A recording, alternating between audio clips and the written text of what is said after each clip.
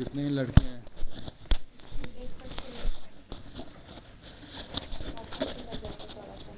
آج دو کو لگا دیے ہیں. بیک اپ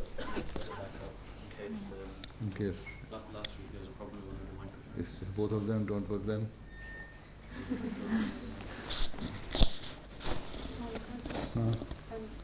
حضور آپ کو نیا سال مبارک ساری کلاس کی طرف سے. خیر مبارک آپ لوگوں کو مبارک, تم لوگوں کو مبارک, اس جمعے کو دے چکا ہوں.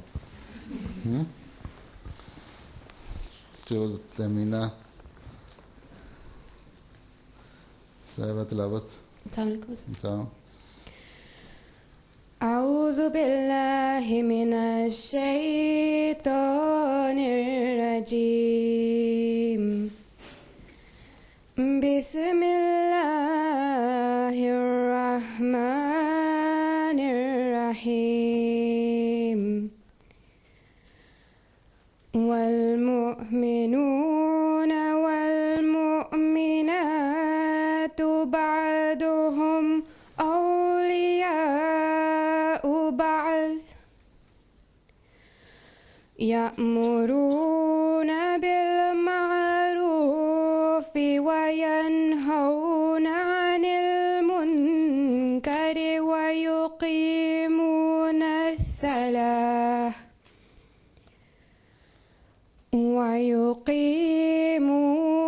الصلاة ويؤتون الزكاة ويطيعون الله ورسوله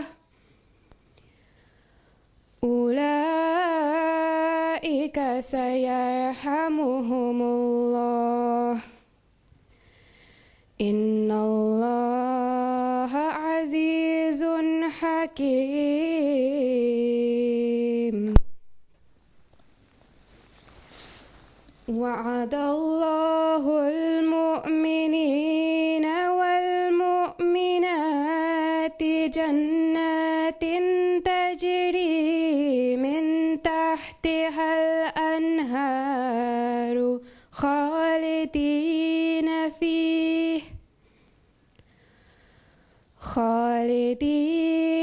فيها ومساكن طيبة في جنات عدن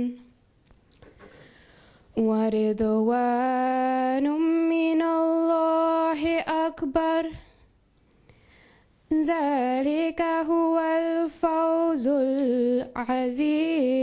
العظيم.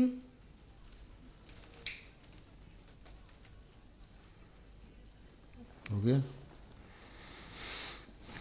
درسمین صاحبہ.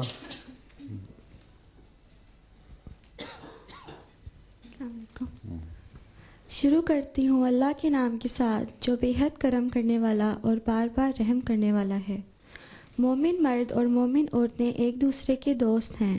وہ اچھی باتوں کا حکم دیتے ہیں اور بری باتوں سے روکتے ہیں, اور نماز کو قائم کرتے ہیں اور زکوٰۃ عطا کرتے ہیں, اور اللہ اور اس کے رسول کی اطاعت کرتے ہیں. یہی ہیں جن پر اللہ ضرور رحم کرے گا. یقیناً اللہ کامل غلبے والا اور بہت حکمت والا ہے. اللہ نے مومن مردوں اور مومن عورتوں سے ایسی جنتوں کا وعدہ کیا ہے جن کے دامن میں نہریں بہتی ہوں گی. وہ ان میں ہمیشہ رہنے والے ہوں گے. اسی طرح بہت پاکیزہ گھروں کا بھی جو دائمی جنتوں میں ہوں گے. تاہم اللہ کی رضا سب سے بڑھ کر ہے اور یہی بہت بڑی کامیابی ہے. سمینہ احمد حدیث. السلام علیکم حضور. السلام. اللهم صل على محمد وعلى آل محمد كما صليت على إبراهيم وعلى آل إبراهيم إنك حميد مجيد. وفدت إلى رسول الله صلى الله عليه وسلم أسماء بنت يزيد الأنصارية مبعوثة من مؤتمر نسائي كان قد عقد, فقالت بأبي أنت وأمي يا رسول الله أنا وأفدة النساء إليك إن الله عز وجل بعثك إلى الرجال والنساء كافة.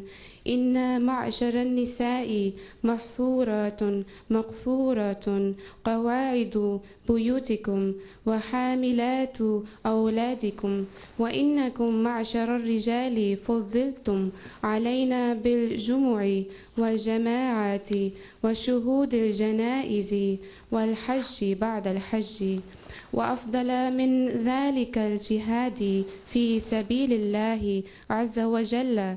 وإن أحدكم إذا خرج حاجا أو معتمرا أو مجاهدا حفظنا لكم أولادكم وأموالكم وغزلنا أثوابكم وربينا أولادكم، أفنشارككم في هذا الأجر والخير؟